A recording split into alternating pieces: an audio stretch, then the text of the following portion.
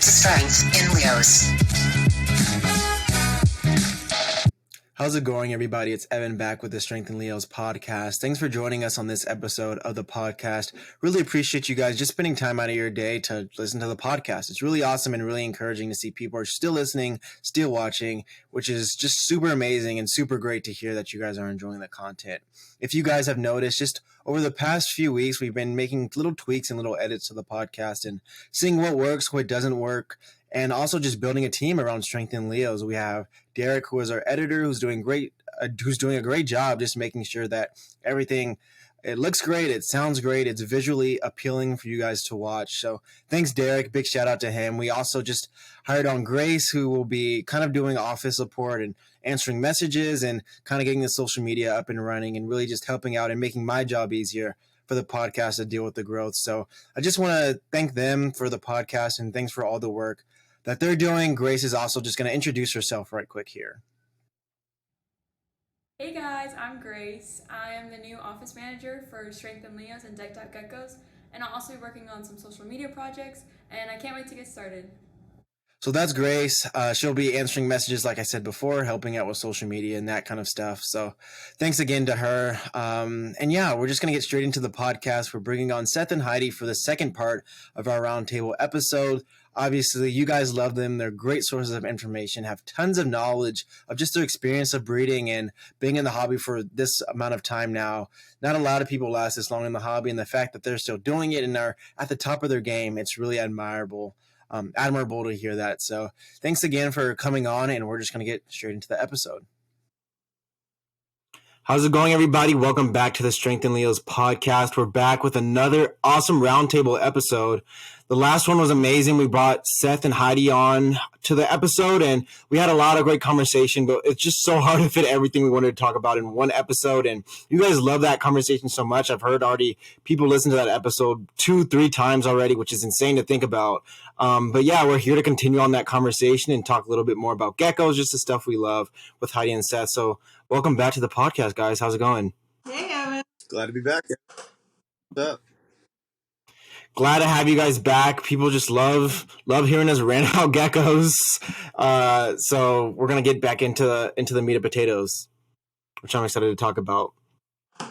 So Heidi, I think even from the last time we filmed, which is like a week ago, you got a huge shipment of new geckos. Some awesome stuff. You want to tell everybody about that? Yeah, I got my Firebolt Eclipse pair from my friend Kelsey. And her lineage is from Danielle at Geckoholic, and that obviously stems from Gecko Boa with John.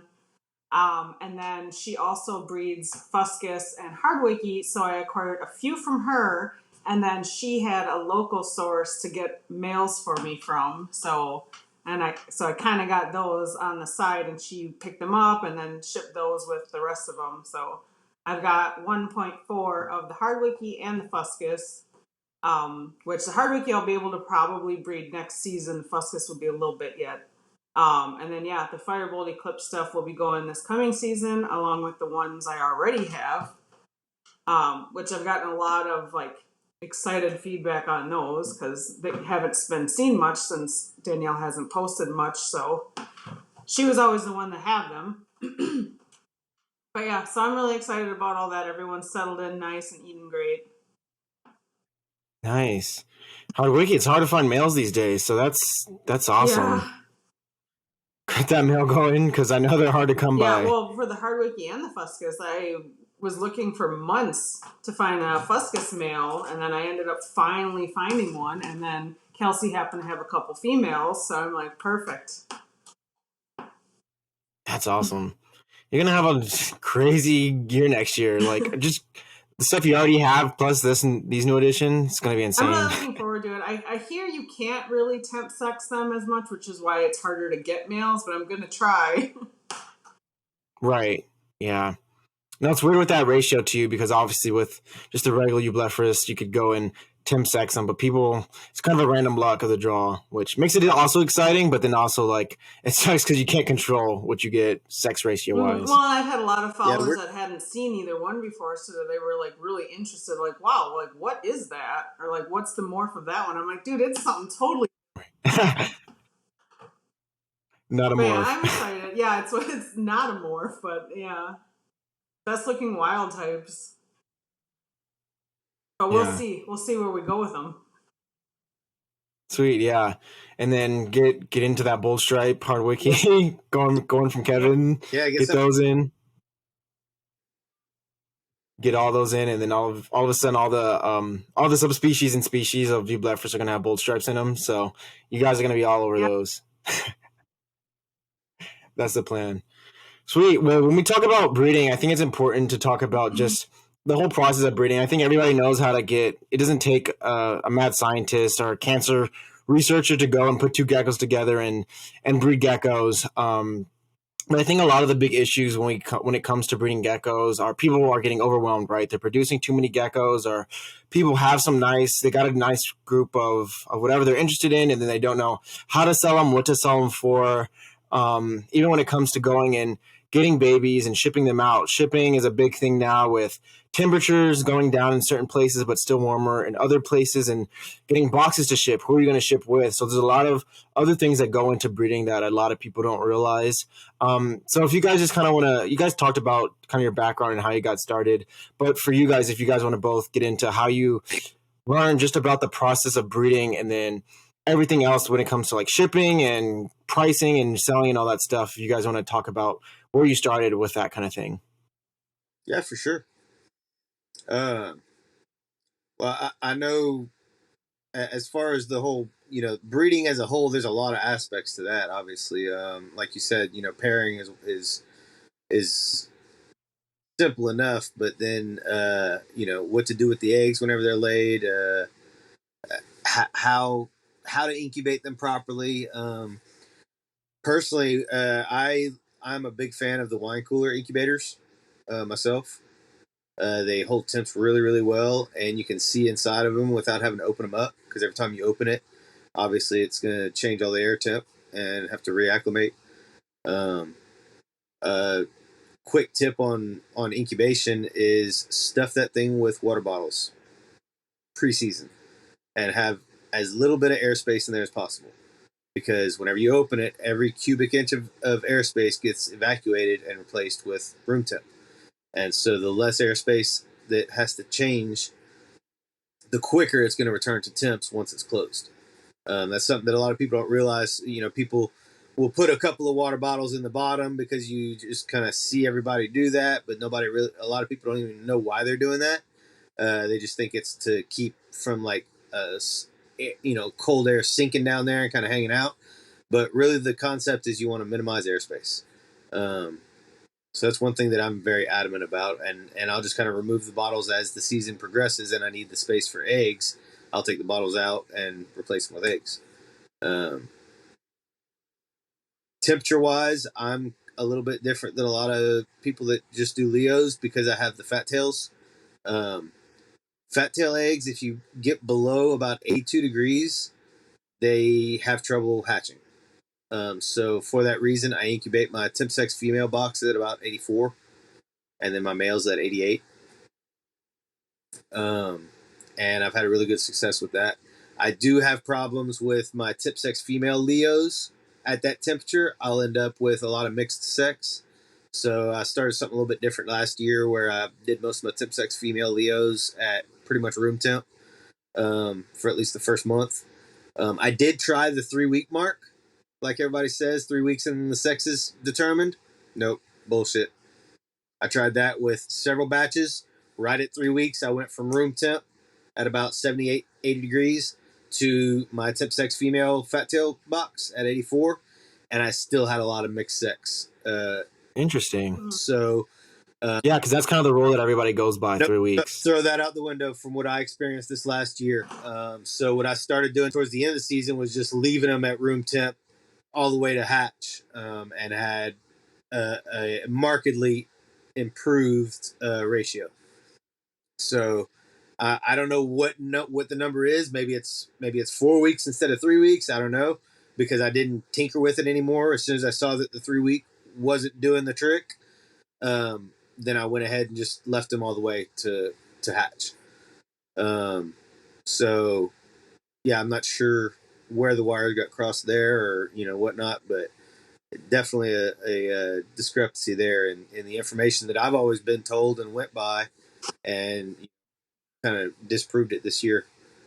And then once the babies hatch, I mean, most everybody raises their babies pretty similarly in just a 6-quart tub with heat on the back. I like to have everybody individual straight out the incubation box.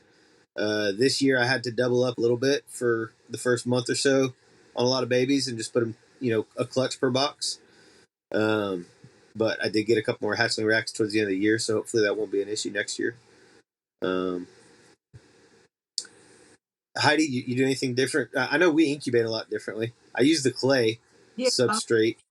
Yeah, I use the 50-50 of the perlite vermiculite mix, and I've been doing that since the beginning. I would watch David's Fine Gecko's videos, and that's the way he would do it.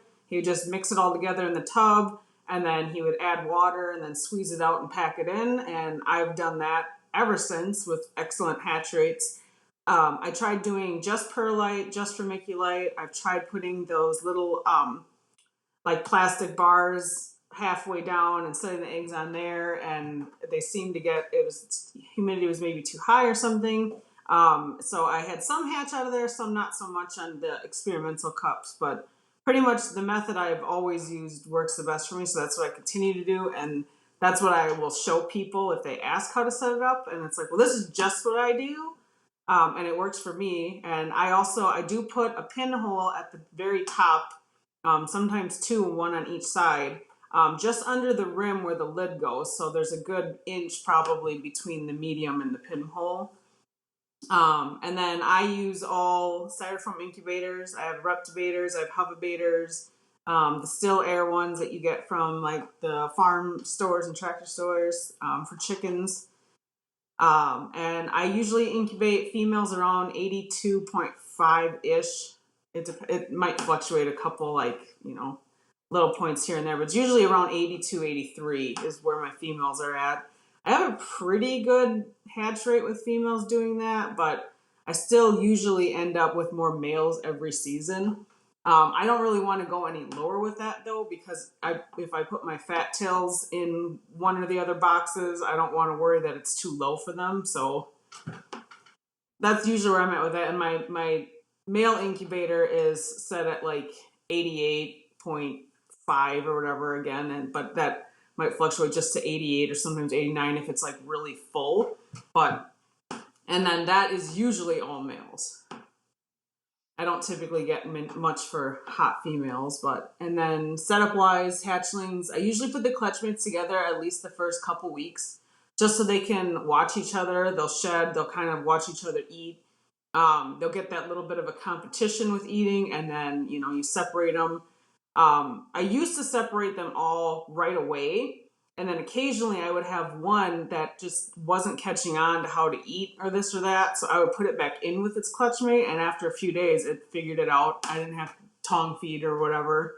I've had maybe 2 or 3 babies I've had to actually tongue feed where they just weren't figuring it out and refusing. And so I would pop the head off a roach and just, kind of pry it into their mouth, and then they grab onto it, and that's it. I did find dipping it in grub pie powder helps, because they can't resist the smell of that crap, I actually got the grasshopper grub pie mix, and it smells like chocolate. So yeah. How are you putting that in your food, in your protein shakes? You can see the ground up grasshopper legs in it. It's crazy. You can see the fibers of the bugs, but it smells like cocoa powder. That's crazy. I'm not kidding. If anybody ever gets it, it smells like that. If anybody else has that and they're watching on YouTube, make sure to comment and see if Heidi's delusional or if it's actually chocolate in there or something. It smells exactly like chocolate. I'm not kidding. If I had to eat one, that's probably the one I would try, because they have so many different flavors now, the Rapashi grub pie stuff. They have the mealworm pie. I got superworm pie also. I haven't opened that one yet. And then the regular one is the black soldier fly larva, which I've been using that for years. I make it up into that gelatin, and I give that to them, in rotation maybe once a month. And then all the babies get a little bit of that powder next to like where their supplements go. So it's all in that little dish. So they just kind of get, interested in eating. Yeah, I start Nice. all mine on dubia roaches, and then at about, I don't know, a month old or so, they get offered mealworms, and almost all my Leos will take both, and then probably 75% of my fat tails will take both. But then Okay. moving on from there, I think that one thing I see a lot of people doing that I don't agree with is listing their babies really young. Like, even if you know you're going to sell something because for whatever reason the project, you know what you need to keep and that's not it. Um, I still don't think it's a good idea to list them at 5, 8, 10 grams because first of all, they're too young to ship at that point, in my opinion. And second of all, you don't really see what the potential of the gecko is going to be, so you can't place a proper price on it at that size, and know that price is going to hold, whether it be too high or too low. You might think that the gecko is going to be awesome and price it at $1,000, and somebody buy it, and then at 20, 30 grams, that gecko just, like crap. Then that person is going to feel cheated. Um, speaking of that, that goes back to when you actually taking pictures too. Heidi and I were talking about that earlier today. Just certain people using, tweaking their colors, and they're always claiming, "Oh, I'm trying to get it the true color of the gecko." Well, I've been doing this for a little while, and I've never had to mess with my colors at all. And my geckos always look true to their color. And if anything, they're a little bit less awesome than they are in person, which is what I prefer, because I want whenever that opens that box, them to just go, "Oh my god, it's even better than I thought." Right. I can't understand why people would want the opposite to happen. For it to be a disappointment when that box is open would just be the worst thing in the world. I couldn't imagine my customer having that in their mind whenever they open one of my boxes. But anyway, that's kind of just a quick rundown on that, and then pricing for me. I have a group of prices for each group of geckos basically, and a bottom and a top, be it 100 to 400 or whatever, and the majority of them are always going to be in that median range, and then the ugly ducklings will be, on the lower end, and then I'll have the couple of best of that group will be on that top side, and I'll stick to that. I'll keep them at that all year long. I'm not a big fan of dropping prices at a certain time of year just to try to move a bunch or doing wholesale lots or anything like that. I've never had to, honestly. It's always just kind of, if you're patient enough, I find that they'll end up moving. I think a lot of people just get overwhelmed and impatient, and they feel like they need to move them off, or they're gonna be spending too much on food or whatever. But if you factor in the price gouging that you're doing to yourself whenever you get in a rush and sell them like that, then it's all a wash at the end. Like, really, a lot of times you end up spending more to raise that gecko than what you sell it for if you're dropping your prices too drastically. Um, but I mean, there's 9 different ways of looking at everything. That's just my opinion on it. Yeah. Hi, do you do kind of something similar to what Seth does in terms of what time you sell babies, pricing, all that kind of stuff? Yeah. I think we mentioned in the last one, I'll know typically with most projects when something hatches out if it's gonna be a contender or not for holding back, but I still like to give it a chance. Usually if I'm planning on keeping just 1 or 2 things from a project, then it's kind of like, well, this one will likely be for sale, but I usually never say that this one's going to be available once it's old enough or once it's this many grams. Like I'll post updates over and over again, and if someone shows interest, I'll be like, oh yeah, like she'll probably be released, or this one's probably going to be a holdback. But I don't really like go around posting like, this little 5 gram gecko or 10 gram gecko is, it's available. You just have to wait a few weeks because you don't really know what it's going to look like, even if it doesn't really change. And then price wise, when something's that young, it's not really worth much yet, especially because it hasn't had a chance to really start thriving. So you're going to take this, 15 gram gecko, which is typically the minimum for shipping. There's plenty of people that ship smaller than that. But you do a 15 gram gecko and you're charging, $200 for it plus the shipping. And it's like, well, here you go. That gecko's like 2 months old. You don't know that it's going to thrive yet, or I mean, they typically do if you know what you're doing, but they're still, you don't really know. And the stress of shipping and all that stuff when they're really young, they're already still kind of skittish. But when they're that young, if I take them to an expo, which is as far as I'll go with them that young, when they're really young like that, they're usually on the lower end of the price range, but not so low that someone will just impulse grab it off the table and like, this is my first animal, it's this newborn gecko type of thing.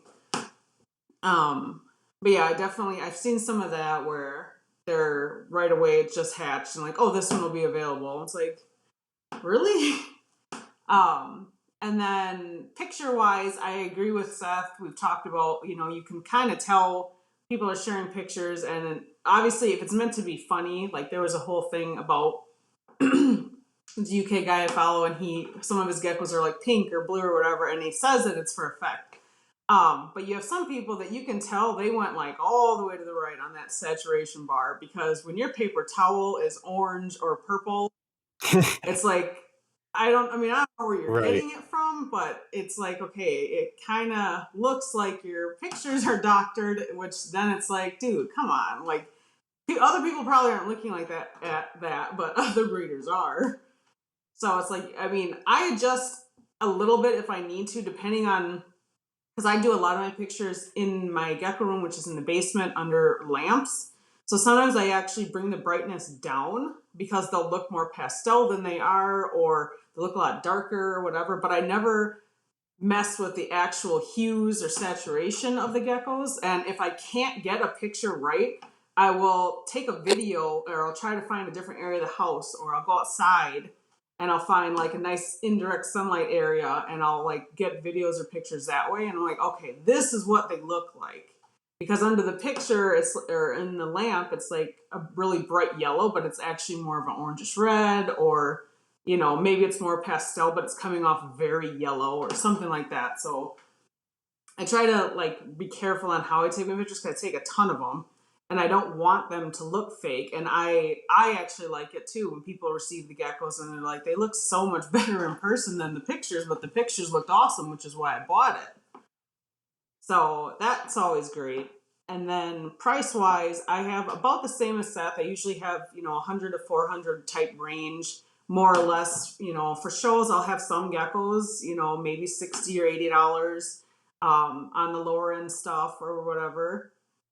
I typically don't put anything on Morph Market unless it's 200 or more. I save that kind of for like local pickups and stuff. But if someone is willing to pay, $170, with shipping, like they want to pay $60, $70 for shipping to get, that lower end, $100 gecko, then I guess.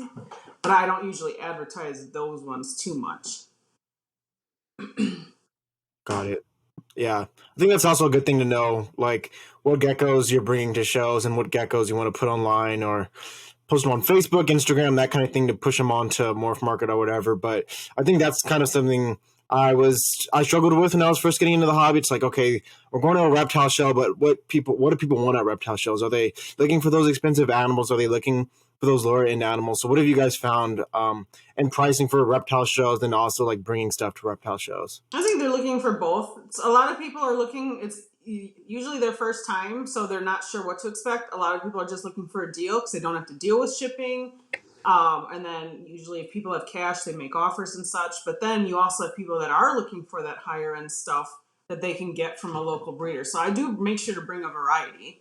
And like Seth said, all my projects have their own price points depending on what it is. I actually had somebody comment on one of my posts the other day after they looked up my geckos, and they're like, well, do you price all your geckos at 300? Like, is that average or whatever? I'm like, for the bold stripe stuff, typically, yeah, my bold stripe stuff is usually right around 300.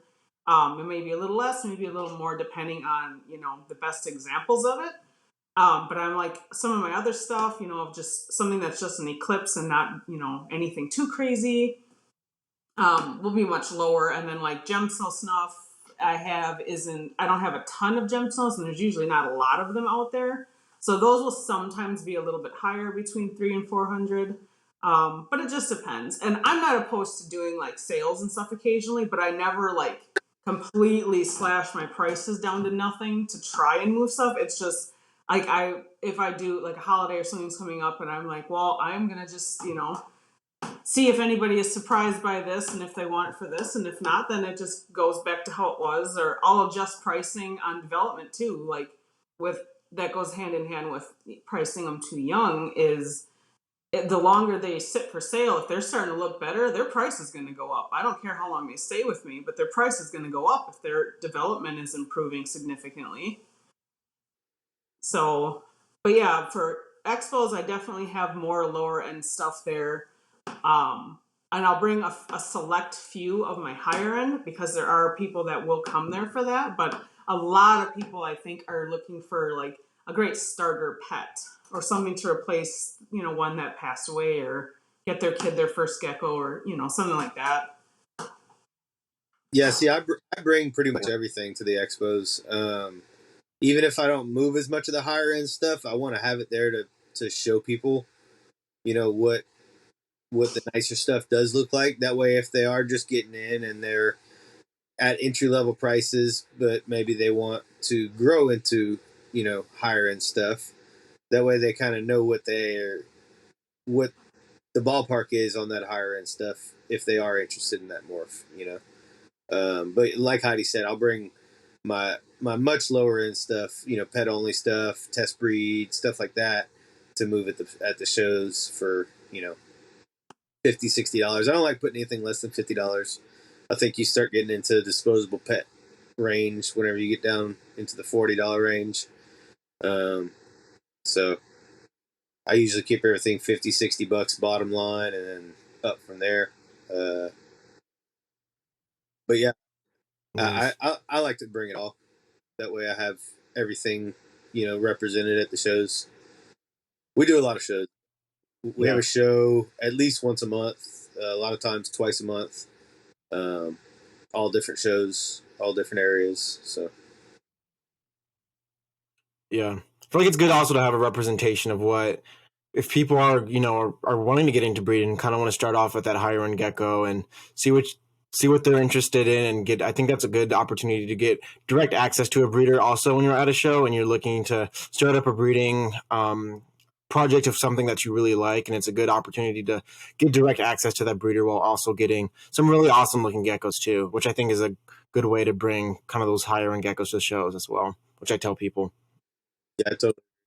So yeah, it's good to have both of the end. But in terms of like shipping out geckos and selling geckos, I know we kind of talked about that before, but in terms of like, I know kind of the industry standard or whatever is 15 grams. Do you guys go with 15 grams? Do you guys go a little higher? Where do you guys sit Definitely on that? 15 is my minimum, especially for shipping.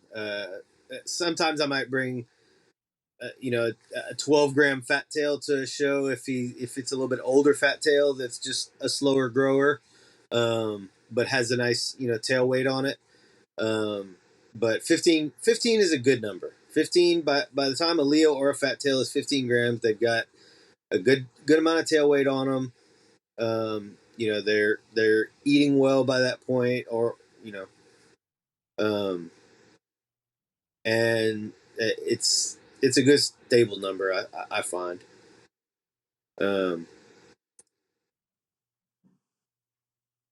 Nice. Are you with the 15 gram too? Yeah, I typically don't ship less than 15. Primarily, they're closer to 20, though, by the time they go, because then, even though at 15, you can kind of see if one's a male, sometimes it takes, that couple more grams just to be really sure. And if people don't want to chance it, then we'll hold off till they're about 20 grams. But yeah, 15 has been my minimum for shipping.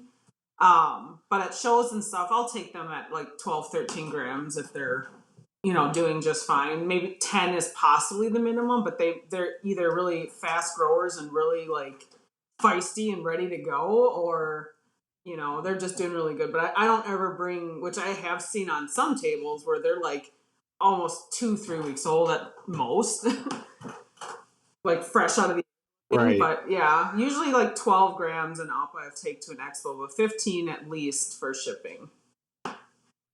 Okay. Yeah. I think you brought up a great point about like when something's temperature sex female or temperature sex male, do you guys guarantee that coming out of the egg? I know some people don't even, they just want to make sure that they know what it is and ship it out, and they won't even like sell TSFs and TSMs.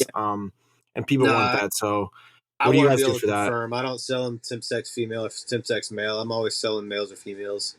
I'll sit Got it. down about once every week or two. I'll sit down and go through, a given rack that I haven't looked at specifically yet, and I have a loop that I use that I got, I think, from Pangea. It's got a little light on it, just a little magnifying glass, a light on it, and I use that religiously on every single gecko to double check the temp sex male or female. Whenever they hatch, I write, part of their ID number. The very last digit is an F or an M for how they cook, for how they were incubated. And so I'll go through the whole rack and check each gecko and confirm whether the temp sex was accurate or not. And then if it wasn't, then I cross out that F or M at the end of the ID number. So that way, when I look at a rack, I know that if the letter's crossed out, then it's opposite of what it's marked. If it was an F and it's marked out, then it's actually a male. Or if the letter stands, then that sex is confirmed. And usually I can tell by their about 8 to 10 grams. I can go through them with that loop and identify pores or not. And that's all I'm looking for is pores. I don't even look for bulges. Because on the fat tails, they'll trick you if you look at bulges. You have to look at pores. So because of that, I've just gotten into the habit of just looking for pores all the time, and that way, yeah, I have less errors that way by just looking at the pores. And Seth, for the AFTs, do you feel like they are mature at the same times as Leos? Do you feel like they're a little slower, a little Well, they faster, hatch about the smaller same? and they grow a little bit slower. So no, they're going to take a little bit longer to get to that 8 to 10 gram mark to be able to see those pores definitively. And some of them, like Heidi said, some of them will kind of fool you, and you got to wait till 15 plus, even pushing 20 grams before you can really see some solid pores. But yeah, they definitely are a little bit longer developing and slower growing for the most part. Now, with that said, I have one project right now that's not slow at all with the growth rate. The whole goal for the project was big fat tails, and so far it looks like it's hitting the mark. I've got a 4-month-old male that's on the whole back rack, and he is 35 grams, I think, already, and That's growing like a crazy. weed. He's the biggest fat tail I've ever grown. I think he's going to That's be insane. bigger than Dad, and Dad is anywhere from 80 to 100 grams, depending on his tail weight. On a fat No, tail, he's that's my crazy. biggest gecko in my whole collection. His name's Colossus. He's an Oreo het patty. He came from Geckos Etc. And he was actually 100 grams whenever I got him, but he was a little bit overweight. I keep mine a little bit more on the lean Mm-hmm. side, especially my males. And he normally sits at around 80, 85 grams for me. But he's long. I haven't measured him, but I would guess he's probably well over 10 inches, maybe even pushing 11 inches. He's huge. Wow. So he's not even a short fat No, guy. He's a he big is guy. enormous. Actually, I'll grab him quick. Wow. Give me just a minute.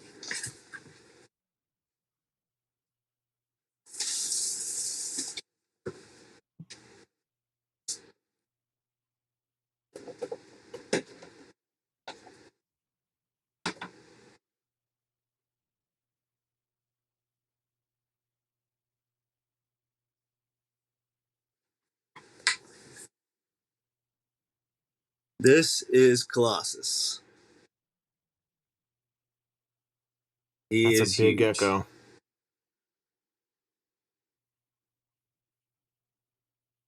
Nice thick tail. And I'll weigh him right now too. See, I haven't weighed him in a while. He's pretty much perfect weight right now. But I mean, that is a gecko and a half right there.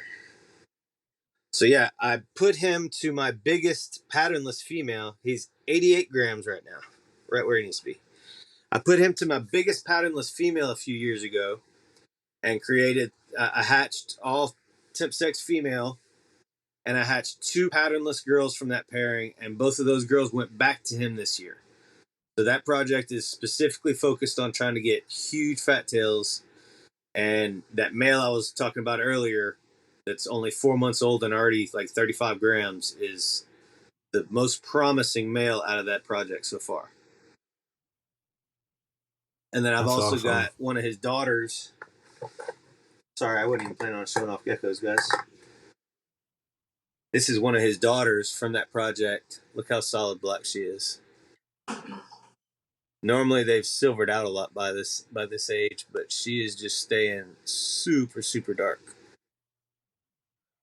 And she should also Dang, be it's pretty big. nice. So it's like a black knight fat tail.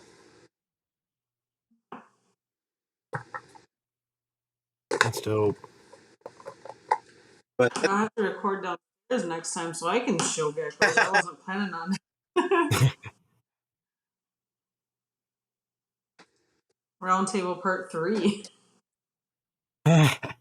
Just showing off Yeah. geckos. Yeah, update on projects. But yeah, that's the Colossal project. That's awesome.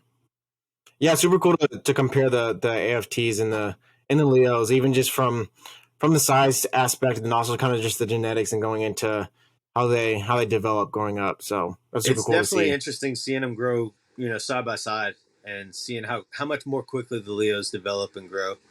For the most part, with the few exceptions, like we just talked about. Before we go on, I want to say thank you to our sponsors.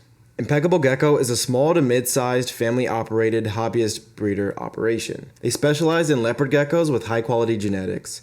Their goal is to provide customers with the absolute best animals that they could produce, coupled with honest and transparent business methods. At Impeccable Gecko, integrity and animal welfare are above all else.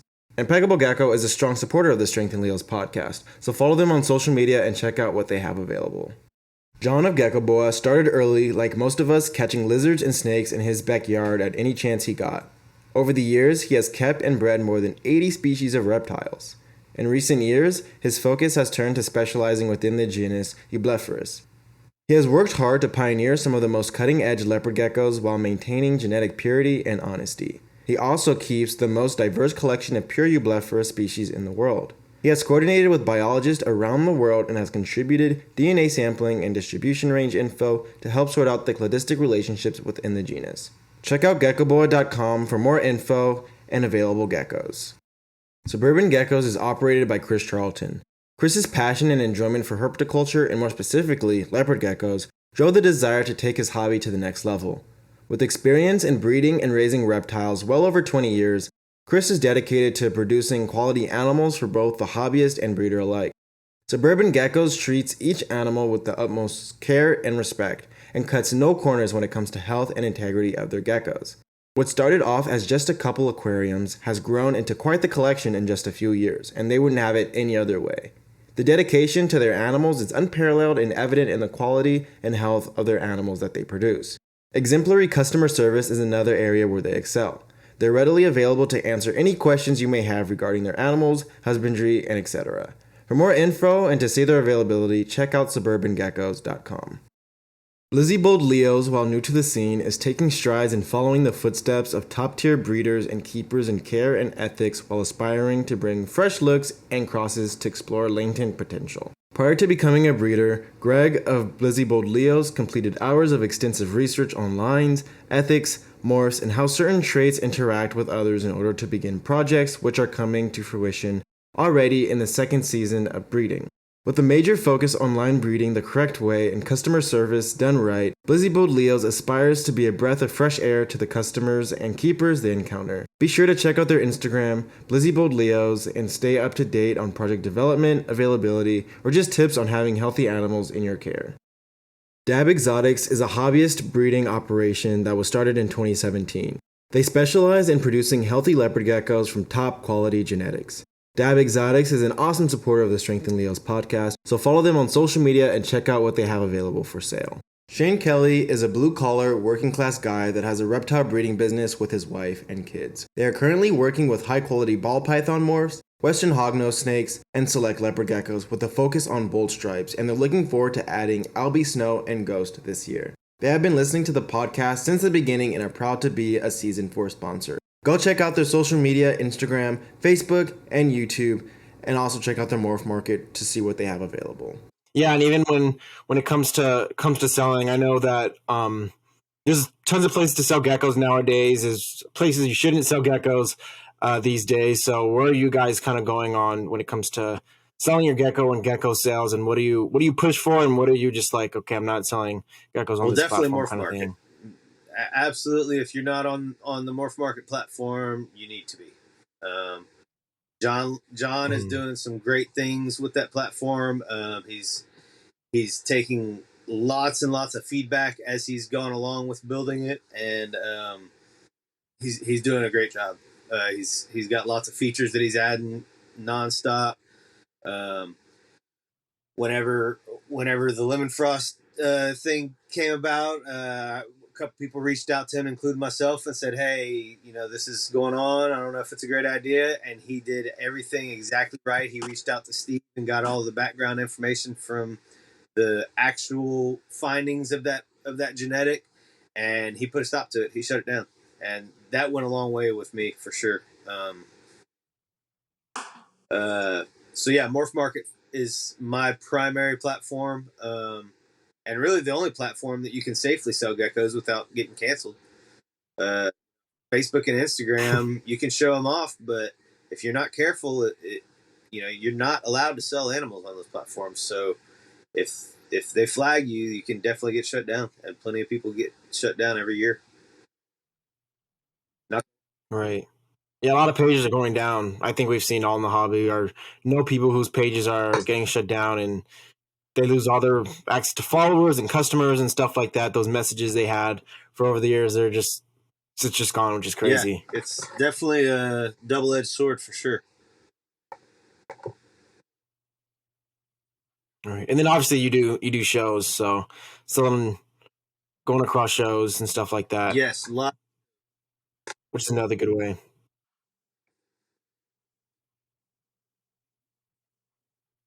Nice. Then Heidi, are you kind of on the same wave with that kind of stuff? Yeah, primarily expos. I'll do local meetups. Whether I've advertised kind of in like a local group, like the Wisconsin Reptiles and stuff like that, or Morph Market is the main one that I'll actually have my listings on, and I'll share links for that, like on Facebook and Instagram. Otherwise, you can go through Instagram to contact me of geckos, and we can like work it out on there. But yeah, technically, you can't really like just straight up sell something, on there. So, but yeah, Morph Market gets the most of the advertising, and then lower end stuff will just be through local expos or local groups. Or just word of mouth. Like if someone will contact me and they're not too far away, and they'll just say, my budget's this or that or whatever, and then I try to work with them that way. But Morph Market is the big one. I know there's a couple other things people have in the works, so we'll see how all that goes. Right. Yeah.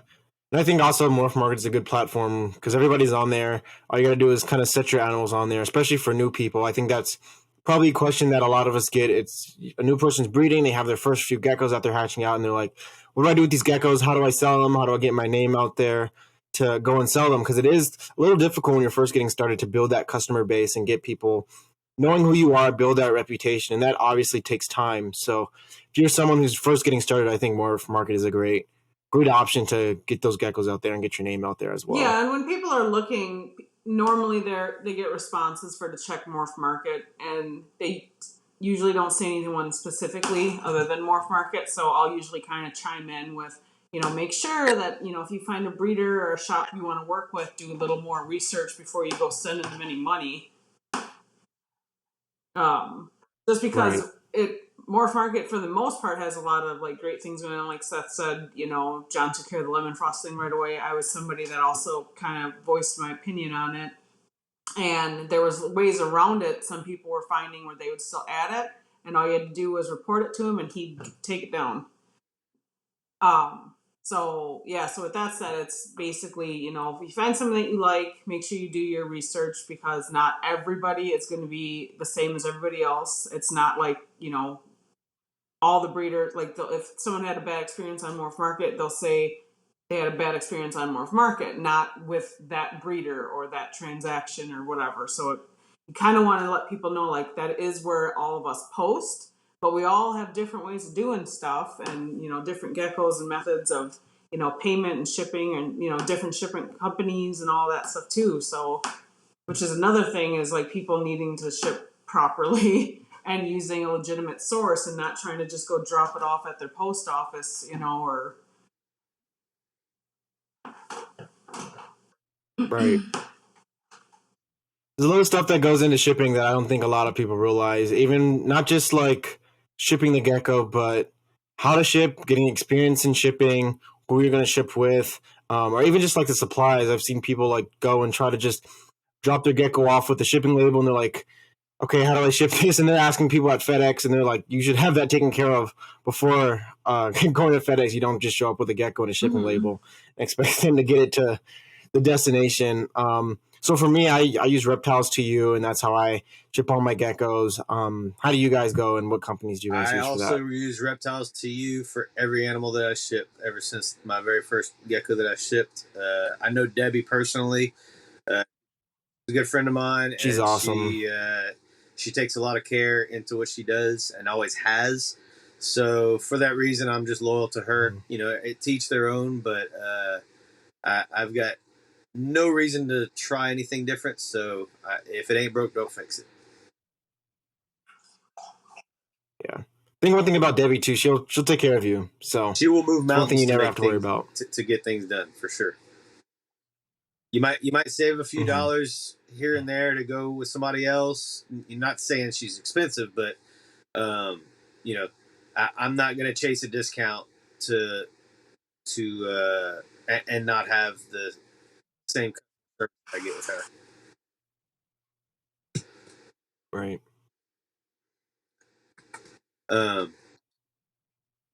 Then Heidi, who do you use for your shipping? I use Ship Your Reptiles. That's who I've used the last 7 years. When I first went to, well, not when I first went to, but when I was getting into breeding, and I was talking to some of the breeders, primarily like Garrick DeMeyer, about starting to get shipping and stuff, and that's who he was going with.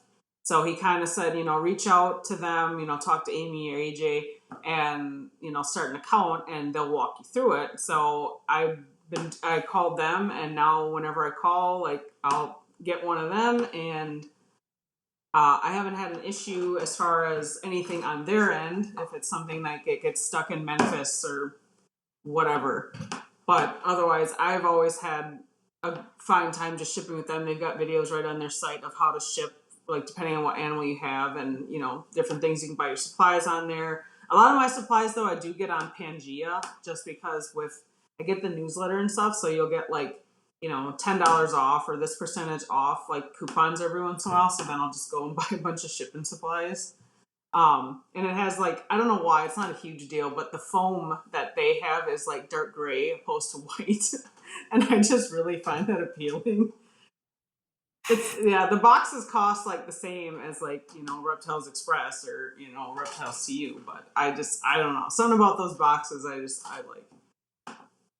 But yeah, so that's who I use. Although I have spoke with Debbie on occasion, whether it's just randomly on a thread she's made or in a group or whatever. And I've talked to her when I was first starting to ship, just to kind of see, because before I was shipping, I didn't really know too much about other options or her in general. So when I had reached out to her and we were going over certain things at the time, the insurance I believe they were offering wasn't what I was currently getting, but she was in the process of like getting something better. And this was like 7 years ago. But I had been meaning to, if I started shipping, to maybe branch out and like maybe do some with her or whatever else. But I feel like she's just so busy as it is. And since I'm not having issues with my current people, I'll stick with them for now. But so I usually, recommend ship your reptiles, but since everybody goes with Debbie, I also recommend her too. So Yeah. I think, both of those websites, they have great descriptions of how to ship, what you need to ship. I know specifically with Debbie too, Reptiles to You. Their website has all the parameters and stuff for shipping, so you could always go back and check to those. But I think also like good YouTube videos, I think are really good to, put together a box and that kind of thing, and how to pack an animal. I know for me, I always make sure I have good packing, and that's super important when it comes to reptile shipping, just packing in general.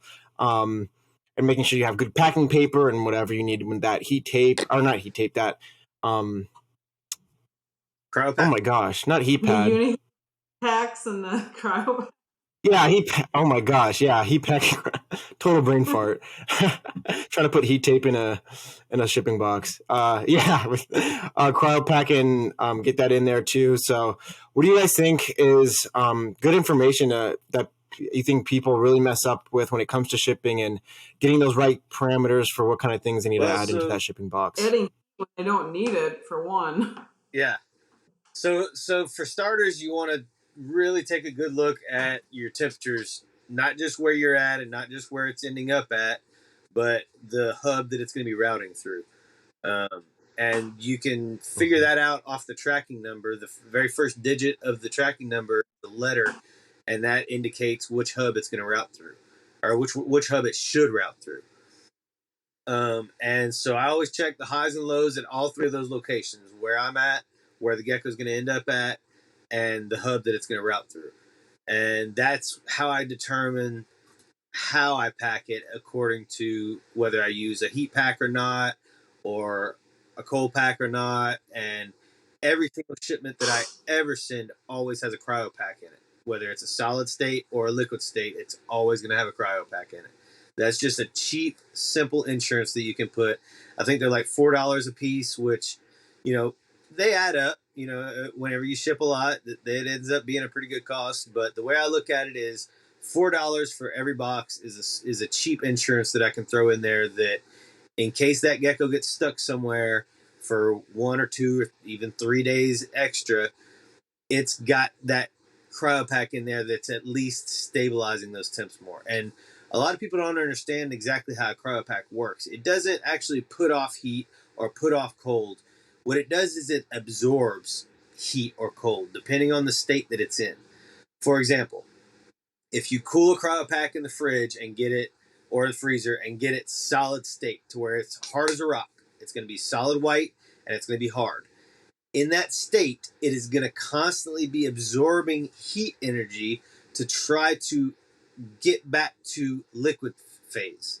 Okay, there's something about that chemical. I'm not sure the exact chemistry of it, but there's something about that chemical that they use in those phase 22 packs that it's always constantly trying to achieve the opposite state of matter than what it's in. Does that make sense? So if it's solid, it's always going to be absorbing heat energy to try to get back to a liquid state. If it's liquid, it's going to be absorbing cold energy to try to get back to the solid state. And because of that interaction, the in-between is right at about 70 degrees. So that's pretty much what it tries to maintain, is about 70 degrees all the time. So if you put it in there in a solid state, it's going to be at about 65 degree mark, and it's going to be absorbing any heat to try to get to that liquid state. The reason that matters is because you can use a cryo pack in a lot of different ways. Meaning, for example, I'm in Texas. I'm in South Texas. So a lot of times, like for right now, for example, is a good example of the temperature swings that we have to deal with. Down here, we still have 90-degree highs almost every day right now. Whereas up there, y'all are in the 70s with lows in the 40s right now. So, and that's just on a normal warm week. So on any given week, my gecko's leaving my house where it's 90 degrees and it's going where it's 40 degrees. That's a big change in temperature. And so it's really difficult. You have to have heat in that, right? But you can't just throw a heat pack and then drop it off at the hub in 90-degree temps. That's not safe, no matter how big a box you have it in. So what I do is I use the solid state cryo pack or a cool cryo pack as a buffer. So I'll pack my gecko in the box, then a solid cryo pack right on top of the gecko, and then the heat pack taped to the lid. So I've got a little bit of airspace in between the heat pack and the cryo pack, and then I've got the cryo pack right on top of the deli cup. What that does is that cryo pack is going to absorb all that heat energy that heat pack's putting out for the first leg of the trip while it's here in Texas. By the time that gecko gets to, say, Memphis, where it needs a little bit of heat, by that time that cryo pack is going to be pretty much melted, if you will, and reaching its liquid phase. And now it's just going to be a stabilizer or a buffer to keep that heat from being as intense when it gets to that gecko. Furthermore, once it gets to Wisconsin, since I'm sending something to Heidi, then it's going to be even more of a liquid state and actually, again, just buffering that heat pack. But at that point, that heat pack has liquefied the cryo pack, and so now it's kind of a helper, but it's still dampening that heat, the intensity of that heat. Does that make sense?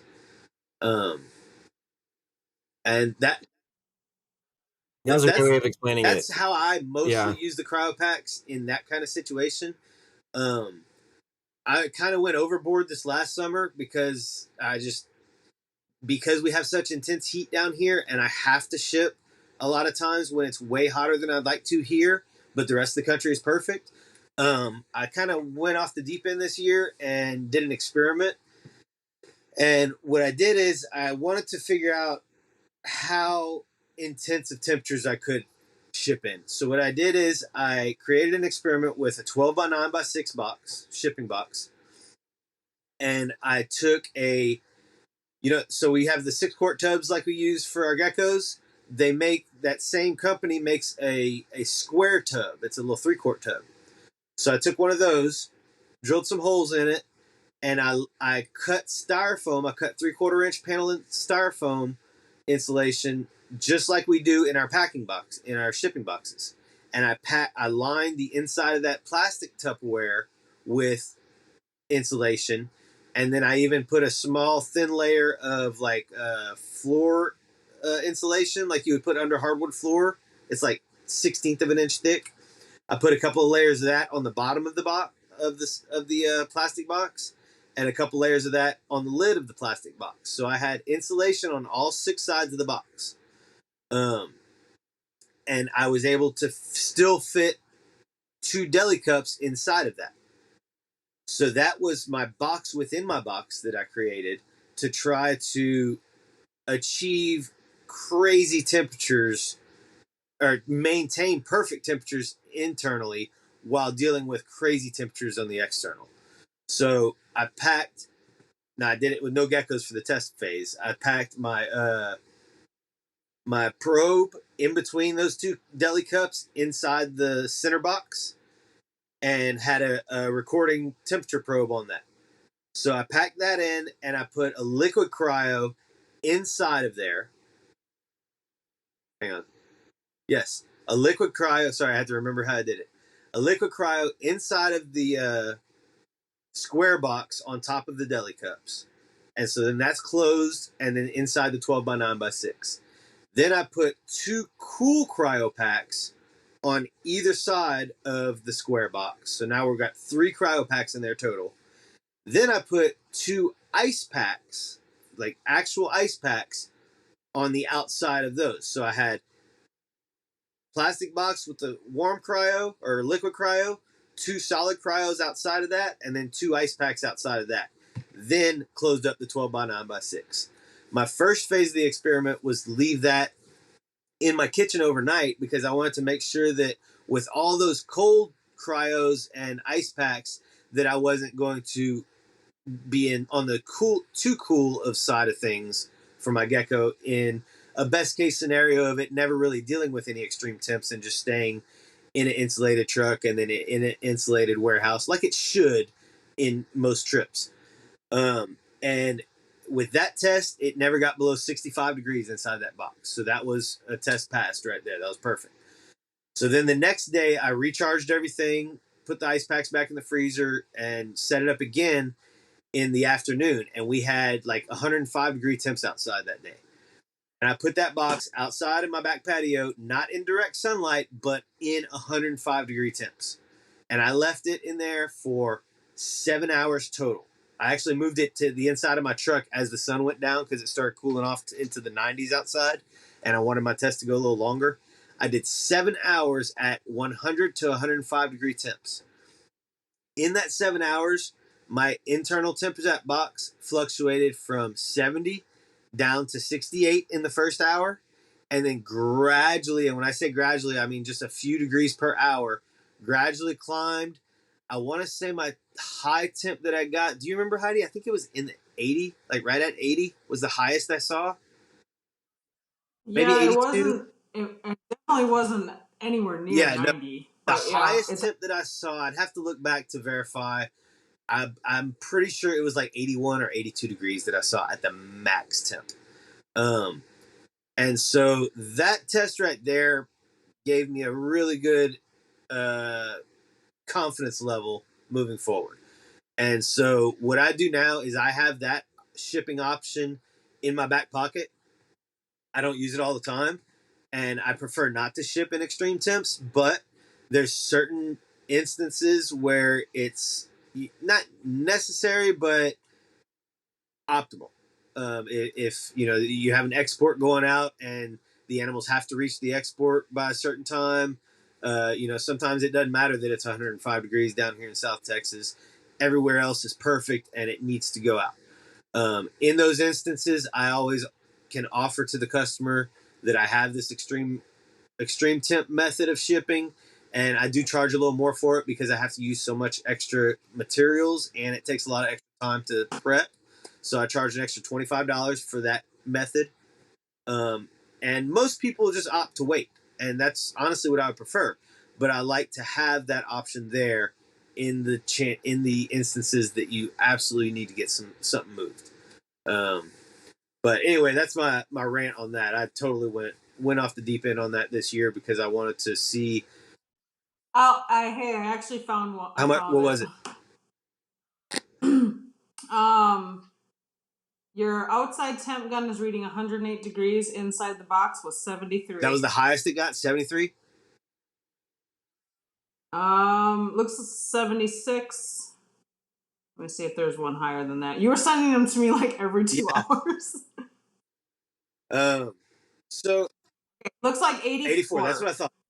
84 after 7 hours in 100 plus degree weather. So that was one end test. I plan on duplicating that test and running in my deep freeze here soon to see how cold attempts I can deal with the similar setup, but obviously a different, I would have, instead of ice packs in there, I would have 2 heat packs, which is unheard of to run 2 heat packs in one box. But with this method, with the box within a box, it might work if you've got cool cryos buffering all that heat. It might be a way to ship even in, less than 30 degree temperatures and be totally safe.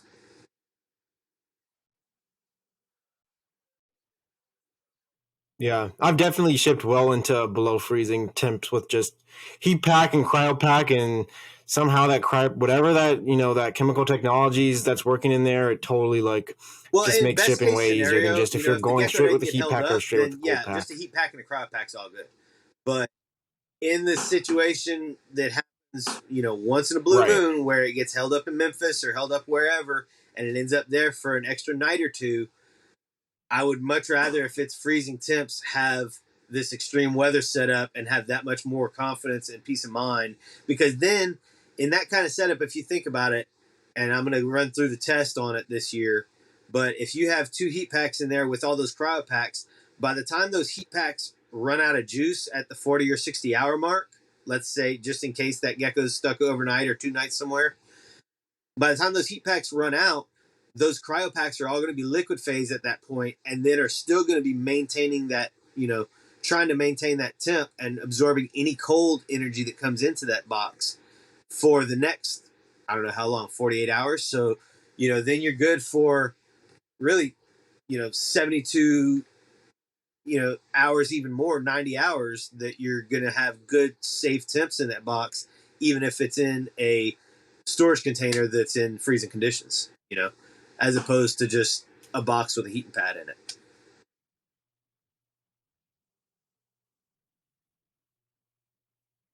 Right. Yeah. And I think once understand how temps work and where things are going, where if it's going to Memphis or Indy or another hub, and once you figure those things out, I think everything else kind of comes, especially once you know how the cryo pack works. I think people don't understand how that works. They think it's a heat pack or it's a cold pack, but it's neither. It's regulating that temperature throughout the shipment's life. Right. Exactly. Yeah. And I think also when it comes to air circulation, everybody does something different with air circulation in the box. If they want to poke holes, if they don't poke holes, or even when it comes to putting something buffering, if they want to put like newspaper in the box. So I wanted to ask you guys what you guys did for air circulation. I think it's things like counterproductive. that. I think you're putting insulation and then poking a hole and allowing hot or cold air to go right through your insulation. If you look at the box, and also I don't tape the corners either.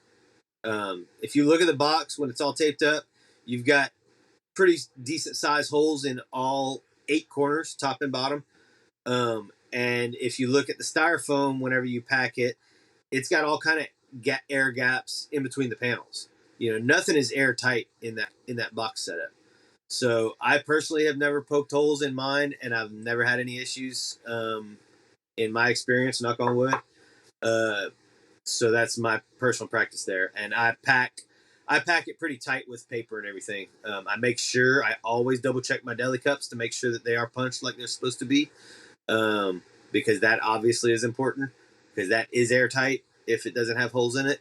But everything else, I feel like you got plenty of air circulation in there, and I try to actually, again, minimize the airspace, just like in my incubator, because I want the temperature control devices to be able to do their job and not have cold or hot air countering their effectiveness.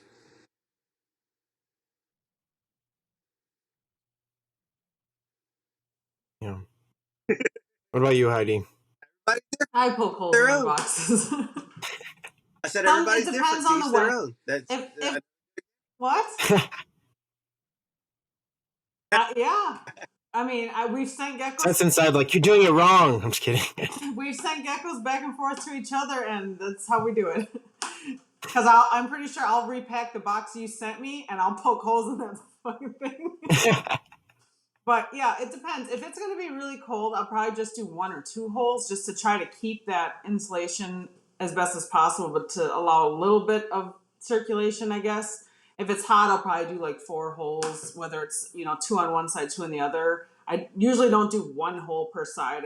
I try to keep it, opposite, or like 2 corners of one side.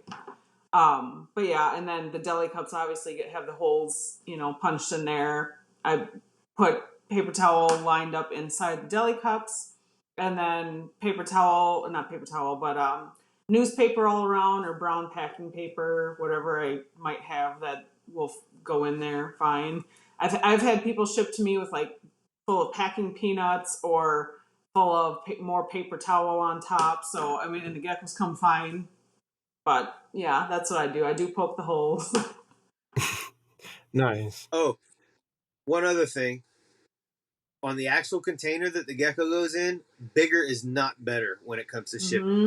I pack them in small of a deli cup as I can comfortably fit them in, and I pack in the deli cup a good bit of paper towels in there, and I just make them a little cavity to where they have just enough room to curl up. Because if you think about it, when they're in their hide, in their big enclosure, they're always curled up in the one little hide, all curled up in a ball.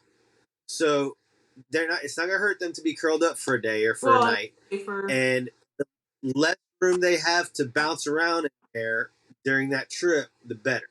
So all the way down to the height of the cup, I use as short of a cup as I can comfortably fit them in, and I feel like that's the safest way to do it, because if you have them in a big food prep container or something, trying to give them a luxury, first class container to ride in their trip, that's just that much more room that they can bounce around in there and twist or break an ankle or worse. I promise you that the boxes aren't handled with the same care that we handle them after they leave our. So I try to factor that in and think about worst case scenario. How do I want things to go inside that box? Right. Yeah, I think the same goes with the box too. You don't want to put, like, if you're shipping a 20-gram gecko, you don't want to put it in like a 9x9x9 box. If you only have that one gecko in there, there's no need for that gecko to have all that space for that tiny little deli container, because it's just going to get bounced around in FedEx boxes and stuff like that. So you always want to make sure smaller is always better and cheaper. Yeah, well, and I've talked to my shipping company too, and it's not like FedEx or with Amazon, how you'll get a little teeny thing in this big old box to like save on shipping, or maybe it won't get lost, like whatever, like they say, you need to use the certain size box, and the smallest box your shipment can fit in is better for them. So, which I have that question too, like sometimes they'll get the gecko, and normally they're in like, I think they're like 12-ounce cups. Sometimes if they're juveniles, they might be even in like an 8-ounce cup. And they're like, oh, they're so smushed, there's no room. I'm like, yeah, but he's fine, isn't he? Like, he's perfectly safe. He was curled up and comfy the whole time. If they can stand straight up in there, they're, getting thrown all over the place inside of that cup. I've actually started kind of preparing the customers before they even receive the package that, that we pack them tight purposely to increase their safety in the trip. That way, they're not surprised when they open the box and like, oh, you've been cramped up. They're expecting it when they open. Oh the yeah, box. I always take pictures before I package them up, and I'm like, this is them. This is the container they're going to be in, and then so when they open it, they're not as surprised. But I've still gotten that once in a while, like, they have no room to move, and it's like they don't need to be moving around. Another thing I do that might be a little bit different than a lot of people, I plan ahead quite a bit on what geckos are being shipped, and I'll fast them for a good 3 days prior to ship date. That way they're not arriving with a bunch of regurgitated mealworms and or feces all over the place. It increases the chances of them having a nice clean trip and arriving fairly clean. Same. Yeah, that's a good point. And expos as well. I pretty much fast my whole expo list right before an expo. That way they're not puking on the trip and pooping in the displays the whole weekend. Mm-hmm. Right. Yeah. I think also another good point for shipping is you always want to make sure you put the species list outside of the box too. A lot of people forget that, and sometimes if they're doing random checks and they don't know, even if it's obviously a leopard gecko and they think they're trying to put something else in there, I think that's another thing people sometimes forget. And if you're shipping to Florida, it is supposed to have a captive wildlife import permit. A lot of people don't do it. A lot of FWC agents don't even enforce it. But if somebody gets a wildlife up their ass and decides to enforce it, and you don't have that permit, they can confiscate your animal and you can be in a bond. And it can be hell to get it back. So it only it's free. It's just a matter of planning ahead and going on FWC's website and getting the import permit and applying for it. It usually takes about a week. They tell you it takes longer, but it usually takes about a week to process. They process them every Friday. So you obviously have to do it at least a week prior to if you're going to ship, because we ship on Monday, Tuesday, Wednesday, right? They process them every Friday, so you need to have it in prior to that, and then you'll have it usually for the following week. It's very simple. It's very easy. It's cheap. I mean, it's free. It's just a matter of doing it. And, you can do it yourself as the seller. It's honestly the buyer's responsibility. So a lot of people just put it off on the buyer. I prefer to make sure that it's done properly and that it's done promptly. so I just do it myself. But it is important. Yeah. I think even when you mentioned shipping schedules, I think that's another thing. People have to realize that when they're shipping out geckos, you have to make sure you're going to the right place, making sure you're going to a FedEx hub, and then you're also not trying to ship on a Friday or something like that too. And I do hub to hub. That's another stipulation. I drop off at my hub, and I always insist that my customers pick up at their local hub. There's a few situations where I'll make an exception, usually because they can't, or like some people are actually live so far from a hub that they won't even give you a hub as an option whenever you're setting up the shipment. I had those a couple cases in the past, but that's my preference. I like to take as many drivers out of the equation as possible, so I drop them off at my hub, and I urge my customers to pick up at their hub. Nice. That's always important too with hub to hub shipping, and especially even when things started getting crazy with packages and people were losing packages and stuff like that. Whenever it gets hub to hub, it's going directly there. So it's less work and less chances for boxes to get lost as well. But one thing I wanted to ask Heidi, I know since you're kind of up north near me, we're dealing with we're cold all the time, and sometimes when you're going south or west, a lot of times, or pretty much anywhere, you're going from cold to warmer. So how do you deal with that instead of going from hot to cold, from cold to warmer? Typically I wait because I kind of live in the middle of nowhere, so my nearest hub is pretty far. So FedEx will come pick up from me, and I usually schedule pickup to be like 6, 7 p.m. at night. So they're on that truck for maybe an hour before they're, shipped over to the plane where they're going to take off. So I'll usually make sure if they're going somewhere that's going to be much hotter, sometimes I'll just put a cryo pack in there, because by the time they leave here and they're on that truck and then they're in, the hub or going through the airport, they're in pretty good temperatures as it is, and I would really rather not overheat them. So as long as it's over like 40 degrees, I'll ship with just a heat pack.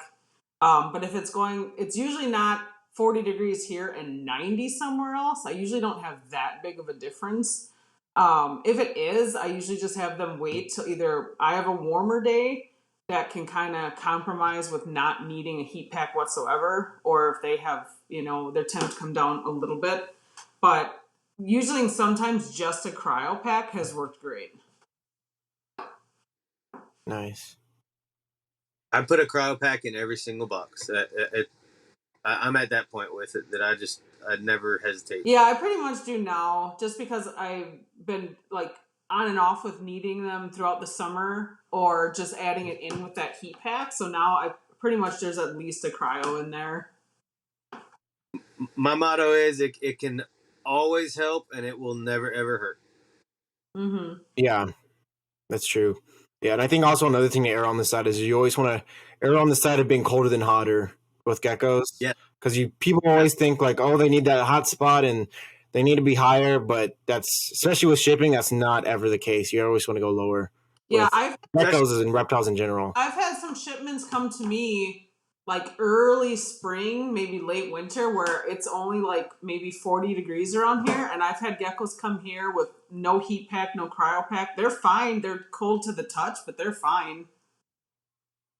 They need a couple hours to, accumulate or acclimate to the room temp before I put them in their tubs and whatever, but acclimating them slowly to temp. Whenever they're cool from shipping, it's really, really important to let them gradually warm up. I always actually write a little handwritten note that I put on top of every shipment that says, please warm slowly. Just to remind people whenever they unpack to let that gecko go to room temp for a few hours before you even put it in the enclosure. And then a lot of times what I recommend to people is just put the deli cup in the cool side of the enclosure and let that gecko exit on its own. That way they're not going straight to that hot spot. Nice. So with your customers, do you walk through kind of a process of how to unbox geckos and how to acclimate them in there? Do you have like a written note? No, like I said, I just have the single written note that I put on there that just says, please warm slowly. And what I find is usually if people aren't familiar with what that means, they'll reach out to me right away when they unpack it and say, "Hey, what's this mean?" Got it. And then a little bit more detail. I have thought about doing a little bit more formally written kind of like instructions, and I might do that here this year. Heidi, I just picked up where you left off. You made a good point about letting them acclimate slowly to temp after shipment. Yeah. So that's what we're talking about now. Yeah, just making sure that you're not out of the box and straight into heat, too quickly. Let them get adjusted first. I usually put them in a big empty tub where they can kind of walk around and stretch out a bit, get some water, just so it's not shocking to them. Right. Absolutely. Yeah. I think that's super important when it comes to that too. You don't want to be shocking your geckos. And it's kind of just a lot of little things, right? We're used to this, all the processes of shipping and getting geckos and shipping out geckos and acclimating, things like that. And I think for people when they're first getting started, they kind of get super overwhelmed with everything, and they're like, "Dang, I don't even want to ship geckos," because it's like all this work that goes into that, and who am I going to ship with, kind of thing. But I think once you get a hang of it, you get it pretty quickly. Mm-hmm. Yeah, I can remember how stressful those first couple shipments were, shipping and receiving. I'm still stressed for every one of them. Well, no, that's what I was about to say. It doesn't ever go away. I've shipped 100 boxes by now, and I cannot sleep. I am updating that tracking constantly. Whether it's going or coming to me, I'm just always like, God, I hope they're okay. And then meanwhile, you're trying to tell the buyer, like, oh, it's no problem. Like, piece of cake. I definitely ship with more confidence these days than I used to, but it's still stressful. Every single one that goes out. Right. And to date, I've only had a single issue, and it wasn't a DOA. It arrived with some kind of issues, and it was a really weird situation because, and I'm still to this day a little suspect that there wasn't something that happened after he received the gecko, because it was one of those days that was just like perfect temps across the board, like lows in the 60s and highs in the 70s everywhere the gecko was, in Memphis and here. It was just like the stars aligned on temperatures, and I still ran it with a cryo pack. But the guy messaged me back about like 3 hours after he unpacked it, and the gecko was showing signs of heat stress. So I suspect that it was put on unregulated rack right after he unpacked it, but that's all suspect, obviously. But anyway, that's the one and only issue that I ever had, and that we did end up having to euthanize that gecko, unfortunately, after over a week of trying to get it to recover. I even actually had somebody go pick the gecko up from the customer. There was another breeder in the area that he was willing to go and meet the customer and get the gecko, so that I knew it was in more capable hands, and it still didn't make it. But that was my one and only issue that I've ever had shipping in 7 or 8 years now, or 7 years. Yeah. And it's scary, especially your first. I don't know if you guys, I remember my first shipment like it was yesterday. Just, man, it's scary. And you're like, am I doing this right? Am I dropping it off at the right place? And you're messaging them once you see it's delivered every like 5 minutes. Did you get it? Is it delivered? And everything all right? So I think we could all go through that stress of shipping and what it's like shipping and receiving geckos, even for however many years we've all been doing it. But when it comes to red flags with people and mistakes that you often see people do with shipping, what do you guys think are some of the biggest mistakes that people fall into when shipping? Too much heat. Too much heat, too much heat, too much heat. Not using the right kind of heat. Using like the hand warmers instead. That's a big no-no.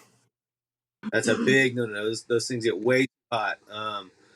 Putting you mentioned earlier, smaller is better when it comes to boxes, but I will throw in there, it's not advised to run any kind of heat pack in a 7x7. A lot of people do it.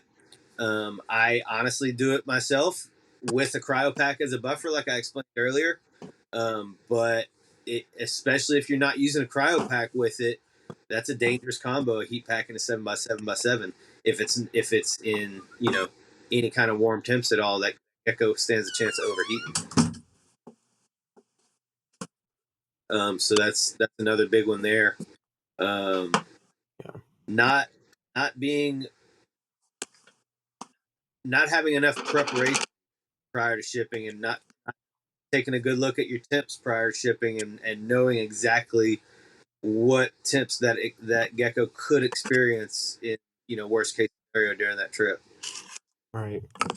Yeah, I think you mentioned a good point earlier just about checking the hubs too, that it's not just about the first destination, the final destination, but making sure which hub it goes to, and reading those, being able to read those codes and track them to a certain hub too, to get those out there and making sure they're not going to the wrong place, or if they've gone in the wrong place, and making sure, which hub it's going to, I think is super important when it comes to just temps in general.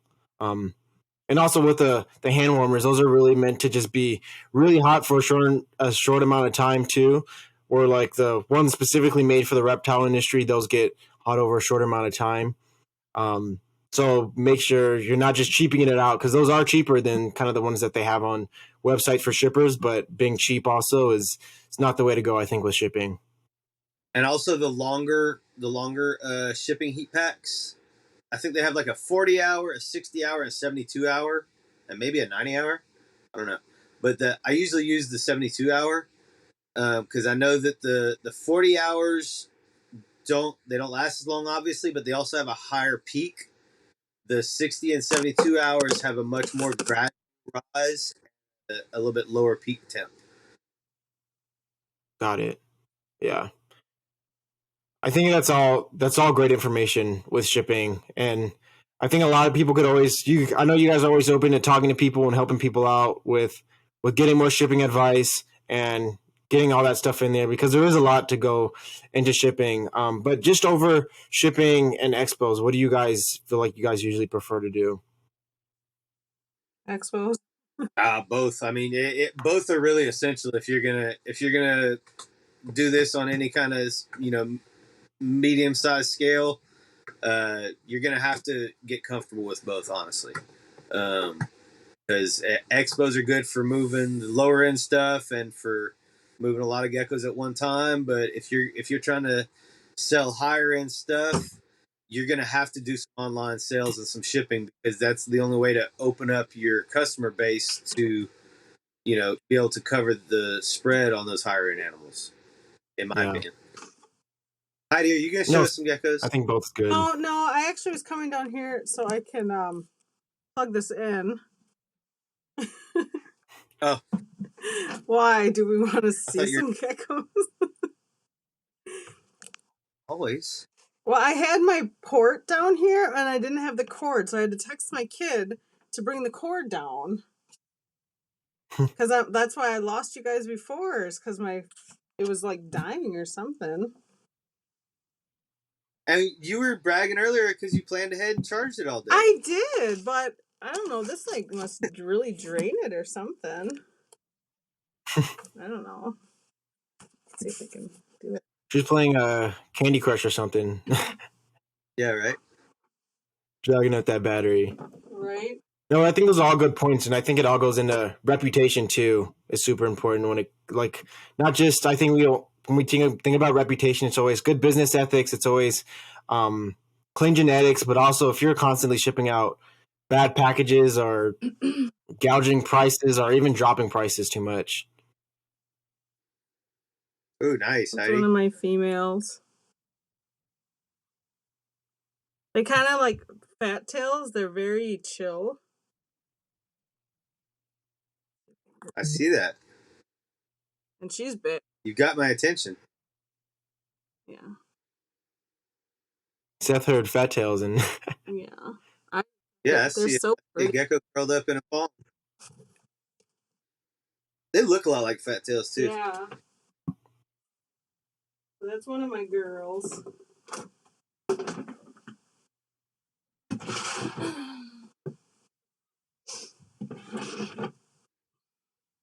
If I can get out this one.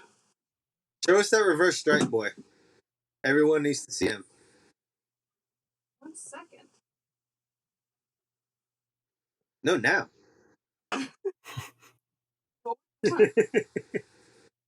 Okay, so the fuscus are a little more lively. She's pretty. Yeah, I like her a lot. She's the only one that doesn't scream at me. Like, as adults, they still scream. And they're like skin. That's funny. I don't know if you can see, but like they're like, Super small scales or what? I don't know. It's like, it's hard to say. No tubercles. But yeah, they're not really. Yeah, she's not bumpy or nothing. That's pretty cool.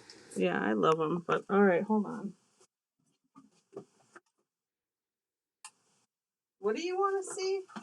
What about you, Evan? What do you like? Do you like doing shows or do you prefer online? What's your opinion? I feel like you gotta have both. I like doing shows when you could just bring all the geckos and have a bunch at once and get them all done. But the only thing with shipping is I gotta be extra careful when I'm shipping out a bunch of geckos at once because gotta make sure you ship them to the right place. You don't want to ship the wrong geckos to the wrong place. That's another thing. You've got 5 shipments going out all on the same day. You want to make sure you're going right geckos going to the right customer, and just double checking on that point. Triple checking, yep. This. That's not who I wanted to see. So not the albino one? No, not the albino one. I mean, he's pretty. That's a male or female? It's a boy. What about the non-albino one? Is that a boy too? Nope, that's a girl. Oh, that's the one I'm in love with, the non-albino one. So you can send me her. No, not a chance. I got room for females.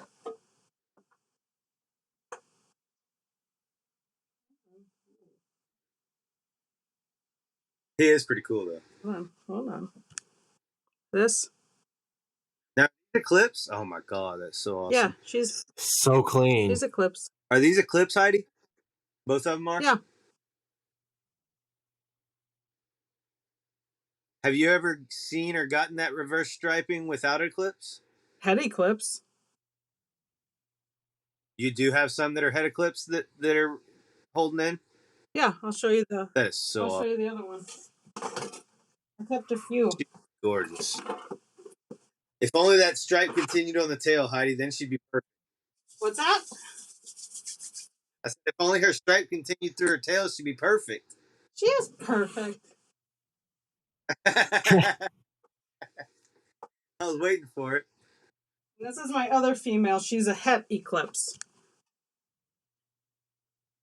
Oh, okay.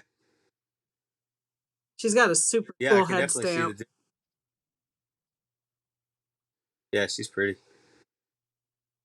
Yeah. So I have That's nice. the two females that are the non-albino and then the albino male. So that's going to be a little group. And those are all full siblings, Heidi? Nope. One of the males and females does have the same dad. Other than that, all different moms and dads. I have 3 different reverse stripe pairings. So yeah, there's some line breeding going on for sure and inbreeding, but it's, not super, super close yet. So, and then, I'm gonna need some of that next year.